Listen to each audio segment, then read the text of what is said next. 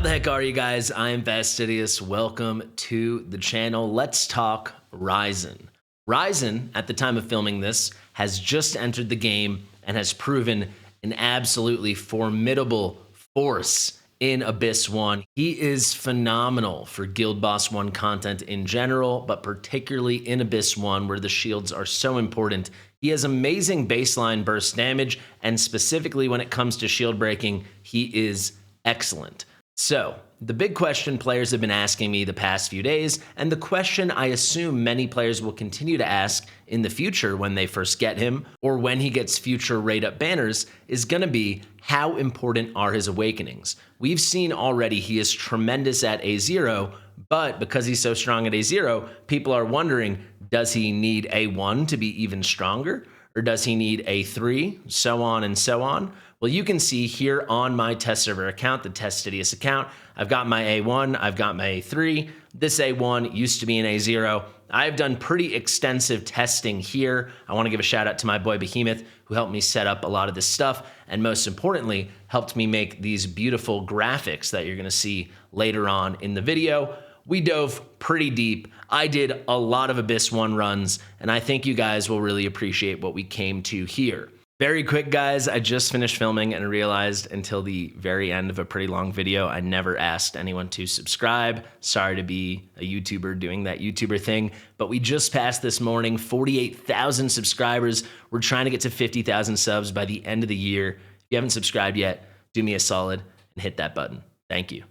We did very controlled testing to see how much damage was boosted by each awakening. We skipped over the A2, and the A4 and the A5 do not matter much. The key things for damage are going to be the A1 and the A3. So what we're going to do here, I've already pre-filmed it. We've got a head-to-head between Raizan A0, Raizan A1, and Raizan A3. You're only going to see 3 runs because I want this video to be fairly quick. I've also edited these runs to speed them up. I haven't cut anything out, but I've just increased the run speed so we can all have a better time. But do know I've tested this out a lot. I did 2 official final runs at each awakening, and leading up to it with testing, I did many more. And I can confidently say he doesn't have that much variance. He's one of the more consistent units in the game for Abyss. He's not a unit like Sun Wukong, where there's a lot of random RNG things with his summons. He is also not a unit like Rygar, let's say, where if you just miss one ult timing, the damage can vastly differ. With him, the timings are easy, the gearing's easy, he's very plug and play, and the results are very repeatable. So for this reason, it was really easy to set up consistent test parameters. So what are we going to do here? Well, I'll show it to you in the footage I filmed as well, but very quickly, if you just want to see it from this screen, this is the gear we are using. A very, very juicy Soulbound Arcana set. We have this nice variant as well. This is going to give him extra opportunities for little burst physical damage. Barely moves the needle, but it's something. A beautiful quad here with a Valkyria exclusive, and then a very nice quad here with a Calypso exclusive. All in all, his stats are extremely high, right? This is a very good build. And part of the reason the build is so good, you do not need a build like this to get 60K. Part of the reason the build is so good is because I'm about to show you 3 runs with Raizan A0, A1, and A3. No Sun Wukong is going to be used, and in all 3 runs, we are going to break 100K blood against Abyss 1. One of the scores is extremely high, so look out for that. Let's take a peek at the total stats now. You can see he's at just over 23,000 base attack. It's worth pointing out, Raizan has tremendously high base attack for a marksman. He has the highest in the entire game. Then he has a very low attack interval. We got him down to 1.0 seconds because of his 511 attack speed. He is crit capped with just over 350% crit damage, coming in at 356.5. We didn't put any rage regen on him. It's a pretty straightforward, simple build. Rank the attack to the moon, attack bonus main stat for everything on the right, and then look for as many quads as you can get. This is pretty dang optimal, and I think you guys are going to really like watching it. And at the end, of course, the whole second half of this video, we will be breaking down all of this data, and I've got another sheet right here.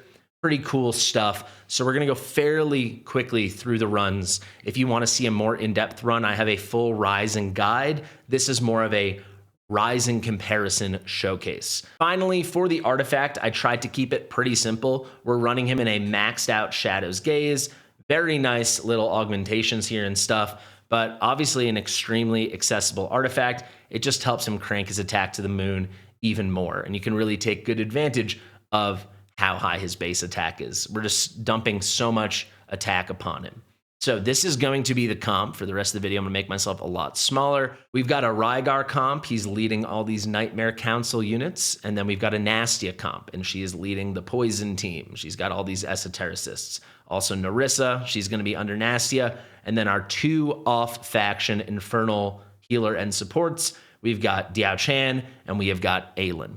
I think you know the run pretty well. Like I said, I've got other guides on this if you want to check it out. Without further ado, let's pull up the footage. So first up, we've got Raizan at A0. The run's going to be the same every time. It's just going to be us tracking how much damage he can increase by with each awakening, going from A0, then to A1, then to A3. And you can see it's going to be the same deployments every time. The key things to think about right off the bat, his final damage number, though we're being really aggressive here when I'm approaching the shields, when you do it on your account, you'll probably use him more exclusively as a shield breaker. The final numbers over here in overall statistics will differ from the final damage screen.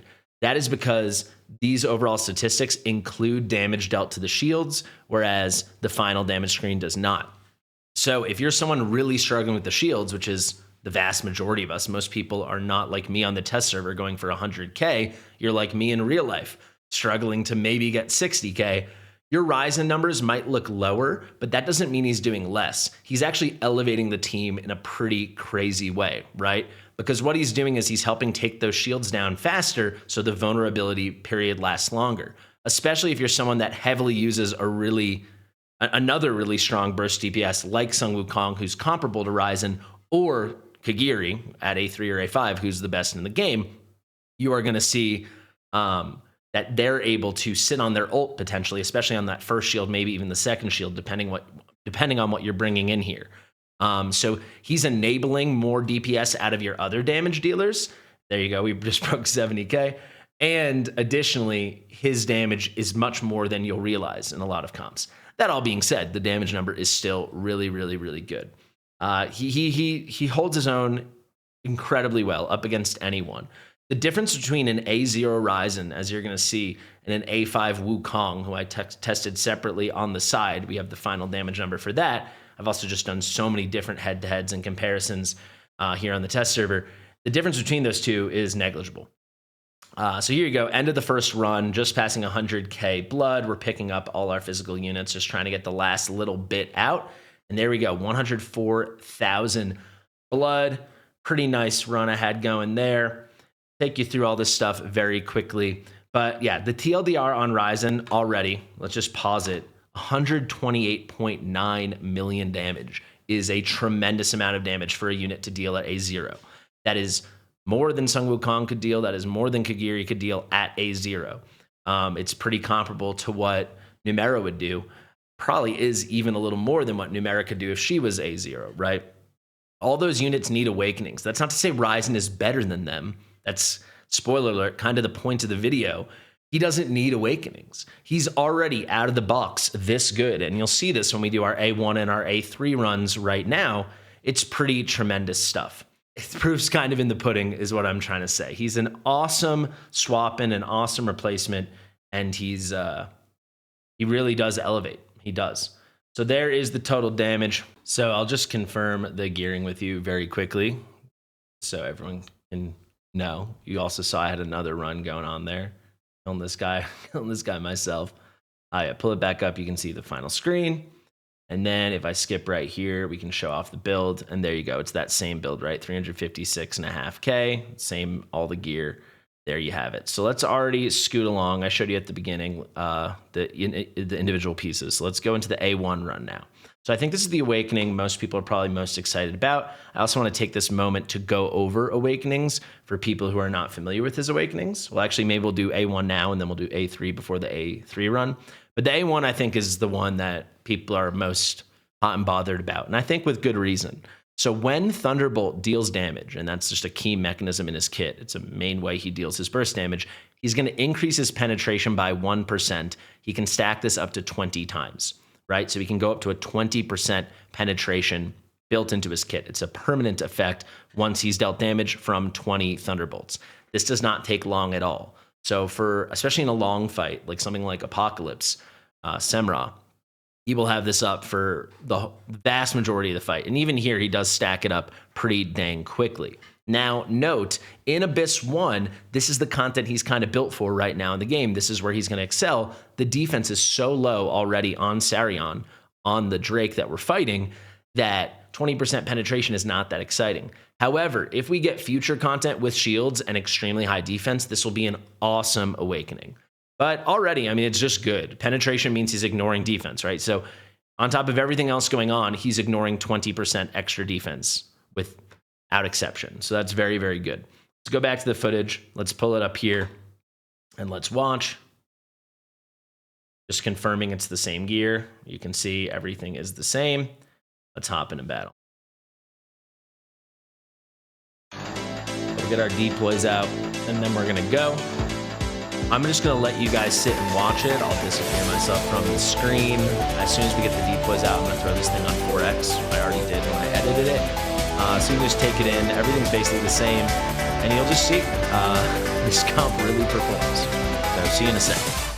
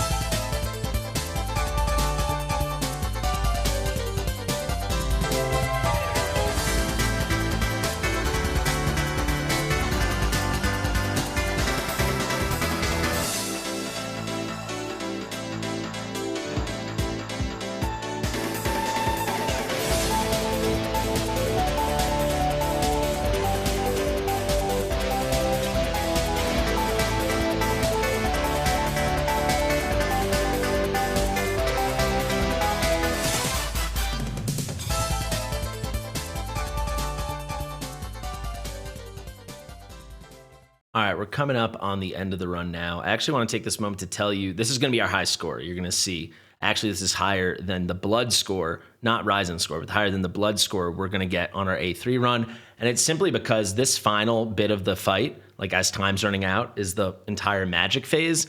And in the next run you're going to see, Vorn dies. So we deal a lot less damage and get less blood in that period when Vorn is dead. However, all the physical stuff is the same, so it's still a fine comparison with Raizan and everyone else. And here you can see his damage rose. It rose nearly exactly 11 million damage. So it is something. It's an undeniable rise. We'll go over the exact percentage right after we see the A3 run. That all being said, it's not that much, right? For one awakening to go up less than 10%, it's definitely significant, and you can certainly, forecast that into other content where defenses are higher and the penetration is more valuable. Like if you wanted to use him in a long APOC 2 run in Semra in the Titanic Ruins, it'd be a much more significant boost. And certainly if we get future content, and especially content with shields and super high defense, it will be fairly major. So we'll go over those percentages, but specifically for Abyss, people thinking they need A1 Raizan to get to that last tier they're trying to, hurdle in Abyss, I think that's entirely false. So I'm going to take one moment now. You can see runs locked in. I'm just going to show you the gearing on everyone, just confirming it's the same run. So there you go. If you want to pause it, otherwise just skip ahead 30 seconds. We're just going to click through and show everyone's gear. Everyone is in very, very good gear. We're going for that whole meta monsters thing where we're just cranking it all the moon. I mean, 106k blood is one of the higher scores of all time. Obviously, this is here on the test server, so I'm not bragging about it. But I'm just stating that to let you know it could not be accomplished without fantastic gear. But you can get away with a lot less gear if you have a nice meta comp and you're just trying to get the 60k, right? Now there's Morden. We're running him at A4 here. I really like him at A4. It's just a final extra boost. The A3 is the really special awakening, and for damage, it's really the A1. But as we go into the A3, you kind of get the beats of what we're doing now. I'm going to show you exactly what this awakening is, but when I actually show you the run, try to pay attention to Morden, because he's kind of the final key that Raizan unlocks. Because TLDR, by bringing Raizan instead of Wukong, it's less cluttered on the floor tiles, on the melee part of the battlefield, and that enables a lot of cool stuff, right? So just pay attention to that. So now you're going to see Raizan at A3, which means we picked up his A2. His attack went up 300, but I'll actually quickly show you this now. Effectively, it went up 794. It rose from 15,741 before he picked up the A2 up to 16,535, and that's because the base increased, and then it increases with all the other stuff we've built upon him. It's even a little higher if you count post-deployment, the boost he's getting from the Shadow Gaze artifact. So he's going to pick up that A2, and then the very interesting one here is the A3. The Thunderbolt damage will also trigger the Thunder Brand effect on targets. Previously, this couldn't happen. It's a little extra boost, right? It lets you stack stuff up more quickly. It lets you get a little bit more damage, but I think this will get buffed at some point. So effectively, you have this period of 8 seconds where the target is under Thunderbrand, and during that duration, every basic attack dealt by Raizan or anyone else will be an additional instance of burst damage that will be applied at the end of those 8 seconds. And each basic attack counted is going to be 12% more damage. So if you get a full 80 stacks, you're talking 960% damage. It's very hard to get 80 attacks. You can't really do it without certain heroes and certain synergies that you're not going to find here. So this is a way to get some other instances of damage that can, tick up on the stacks when the Thunderbrand finally expires after those 8 seconds. So what's happening here is it's the Thunderbolt damage, but there are very few instances of Thunderbolt damage, so this barely moves the needle, and you're about to see that now. Sorry to spoil it, but I just think they didn't think about this. They didn't test this. This is a very wacky awakening. I totally misunderstood it when I first went over it and when I first was playing with him those first 2 days. But I can tell you now, the A1 is a lot juicier than this. This is a bit of a disappointment. And I'll say 300 base attack is really cool, but because he has such high base attack already, it's a luxury. It's not something you need at all. It's not like a Hot Soot or a Silas picking up 300 base attack when they have such low base attack, right? You don't feel the difference, especially in content like this, where already the defense of the boss, as I've said many times, is so freaking low. I don't really have much more to say except keep an eye on Morden, and I'll come in for the end of the run, and I'll explain why that's like the final key awesome thing about Raizan, regardless of awakenings. Enjoy.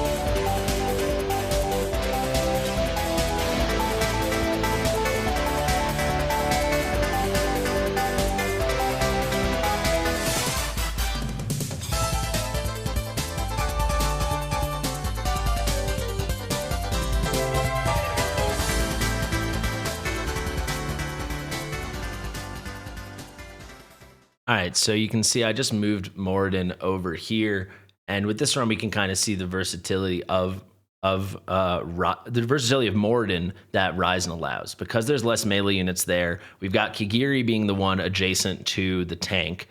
Sorry, I had to pause there. But Kigiri being the one adjacent to the tank, and no Sun Wukong and clones cluttering up everything, we can put Morden, especially if you've got him A3, in a lot more interesting spots for rage regeneration. So this time you can see, as we move him back in for the physical period, we've got Numera here, but if we had Numera there, we could have put Morden there pointing back or to the side instead of tucking him into the corner like we were doing on this run, and I'm often doing on many other runs. And by doing that, if you had certain units that needed rage boosting here, that's a very effective way to do it, right? He's got that 2-tile radius that he's boosting up. And just in general, it allows Morden to, have more optionality. You can be more aggressive with him. And it does lead to getting more damage out of Morden as well. It comes down exactly to your comp and how aggressively you're playing it. But all in all, I do think it's a net win. Not to say you shouldn't be using Sun Wukong anymore, but I just think we've got a whole brand new option that in certain ways is cleaner. And I think technically for people that struggle with a lot of the tower defensey stuff, it's quite nice. You can see here Vorn died. That's why the run's going to be a little under. But the actual damage from all of our physical units, Raizan, Morden, Kigiri, it's spot on. And this is actually a perfect run where I can highlight this. You can see Raizan now, because it's counting shield damage as well, is coming in at 174 million. So he's right there with our A4 Morden, who, as you're going to see with the damage potential, is cream of the crop after Kigiri when it comes to damage for this. And he's also not very, nearly 5%, only a little more than 5% behind Numera. It's pretty impressive stuff. Granted, Numera could have done a bit more if the run didn't get wiped this fast without Vorn, but it wouldn't have been so much. Here he finishes, 16, 17 million behind her. It's definitely a really impressive showing.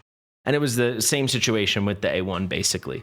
Because as you're going to see with the damage now, this A3 really made no difference. It's such a few extra bursts of damage, right?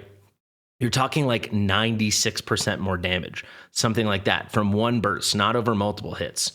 So here we go. We get Raizan coming in at 140 million, 0.7.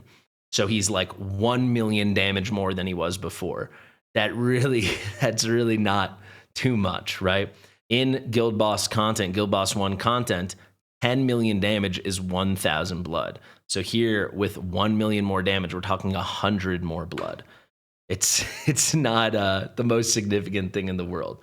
So I think if you were already underwhelmed by the jump from A0 to A1, specifically in this content, the jump from A1 to A3 is even more underwhelming. There you go. That is going to be that. Those are the 3 runs. So let's get into some math now. Just there confirming it's all the same stuff. You can see all the same pieces of gear. And yeah, those are the runs. I do apologize. I didn't actually take the data down from all the previous test runs, but it was very low variance. It was very consistent, the results we were seeing at A0 versus A1 versus A3. A0 was always somewhere around 130 million, sometimes a little bit more, sometimes a little bit less, but I'm talking just a little bit, 1-2 million. And then it was the same story with A1 and A3. They were always closer to 140 million, maybe between 138 million and 142 million. It was a pretty tight range. So it felt like these final runs that I got such clean video of were very strong for what we were trying to accomplish with the data we wanted to accumulate. So here it is. So here's the roster damage for each run. I'm going to move myself down here and make myself even smaller. Here's the roster damage for each run that you saw. At A0, you see this was our 104k blood. At A1, this was our 106k, and this was our only 101k, but this is the one where Vorn died. You can see that crazy Vorn fall off. He just kind of missed that whole last phase, so he missed out on a couple thousand blood. But and also keep in mind, he was putting out less poison for Numera to explode, all that kind of stuff. So just that whole synergy fell off. But there was no damage to be dealt by Raizan, and he's the star of the show. So let's see. This is our baseline, right? At A0, he started at, let's just call it 129 million. Let's round it up. Then he went to 140, and then he went to 141. The actual specifics, the rise in damage he put out was 10.891 million, going from A0 to A1. And then going from A0 to A3, the rise was 11.805 million. You can already see it here. It was less than a 1 million damage jump going from A1 to A3. If you want to look over here, this is a really cool chart that Behemoth put together. This was the damage potential of each hero for Abyss from a lot of our testing, highlighted by these runs, and then separate testing we did on the side with an A5 Sun Wukong. And you can see A5 Sun Wukong was coming in at 130 million, A0 Raizan coming in at 129 million. It's a wash. And that's not counting, it's underrating the damage Raizan is putting into the shield on some of those harder runs. Granted, you're often bursting with Wukong into the shield. Sometimes you're not. And if you happen to run them together, Raizan can do that Setram thing where he can handle the shield for a Sung Wukong and even a Kagiri if you delay and just push them even further. So great synergies. On top of the synergies we already discussed between him and Morden, by virtue of getting Wukong off the field, if that's what you're going for. Kagiri's obviously leading the way. A4 Morden, excellent A5 Numera right there. Then you can see A5 Nastia and A1/A3 because it's marginal. It's negligible, the difference between A1 and A3. So just call it the A1 Raizan. He's right there. So with one awakening, he's hitting the numbers in A5 Nastias. But even still, it's only about 11 million more than what he does at A0. And then at the bottom, we've got the A4 Vorn we were testing.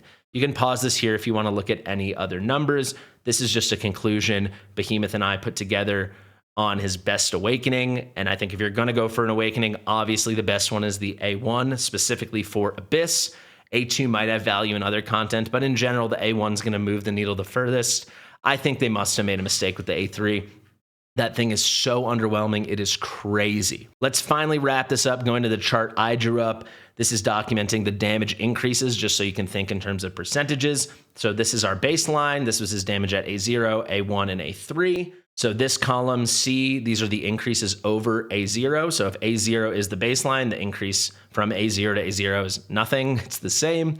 We take this damage delta at A1, subtract the damage delta at A0, and divide that whole thing by the damage delta at A0. We can see the growth, the increase in damage in going from A0 to A1, and it came out to just over 8%, almost 8.5% at 8.44%. It is certainly not nothing. However, it is not mind-blowing, right? It's solid damage that we're getting additionally, right? Nearly 11 million more damage in these two specific runs, but it's certainly not negligible, but it's also certainly not uber impactful. So if you were, watching this the day this video comes out, dying to know if you need a pull for A1, the answer, if you're just trying to get a new high score in Abyss because you need to break through one tier, unless you're 1,000 blood away, it's not worth it. And you could probably get that 1,000 blood another way, right? Because 10 million damage in Abyss 1 is only 1,000 blood, as we discussed. That's the conversion. So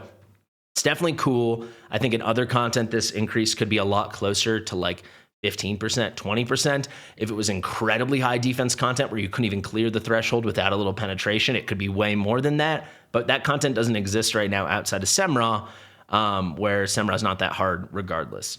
That would be the first scenario, not the second. So it's cool, but it's not that much. Now going from A0 to A3, so we take this number, subtract this number. So take the A3 number, subtract the A0 number, and divide it by the A0 number. The increase going all the way from A0 to A3 was only 9.15%. So still less than 10% with 3 more awakenings. So the A3, in my opinion, if you're focused on Abyss 1 specifically, is useless. And even still, the A1 is absolutely enough. And then I did this final column, column D, to prove that. So if you want to know how much weaker the A0 was than the A1, it's the same story. I took this A0 damage number, subtracted the A1 damage number, and divided the whole thing by the A1 damage. And you can see A1 versus A0. So when you're comparing it against A1 instead of vice versa, A0 is almost 8% worse, just going in a different direction. We've got a different denominator, but it's the same kind of idea, just showing you it's all close enough. But the really crazy thing is going from A1 to A3. So taking the A3 damage, subtracting the A1 damage, and dividing it by the A1 damage, we get an increase of almost basically 0.5%, 0.65%, well less than a single percentage point. It's a rounding error. It's completely and utterly marginal. The A3 and the A2, frankly, made no difference in this fight. So I know this video is pretty long. At times, it might have felt decently pedantic. For that, I apologize. I just wanted to be thorough. A huge thank you to Behemoth, as always. Lots of this video were his idea. He's definitely been encouraging me to do more of this kind of testing and rigorous stuff and high level, big number kind of stuff, which is a little different for me, but it's nice to get out there and do it, and it's forcing me to get better at content that I wasn't really engaging with. So, I mean, game content, not video content, because I don't love doing Abyss. I think it's just a meta mess, but whatever. Pretty cool stuff. Raizan is phenomenal. In my opinion, just stick with A0. It's absolutely plenty. That's what I'm doing on my account. Thank you guys so much for watching. If you have any questions, let me know below. And I should have said this at the beginning of the video. I'll say it now. We just passed 48,000 subscribers. So if you want to do me a solid, we're getting so close to 50,000. Please hit that button. Thank you guys. Share with your mother, and I'll see you real soon. Bye.